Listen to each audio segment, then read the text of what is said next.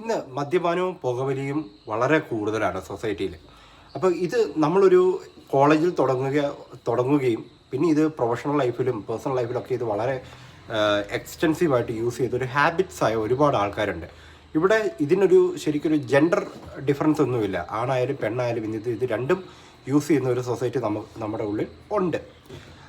ഇങ്ങനെ യൂസ് ചെയ്യുന്നവരിലും ഈ infertility rate വളരെ കൂടുതലാണ്.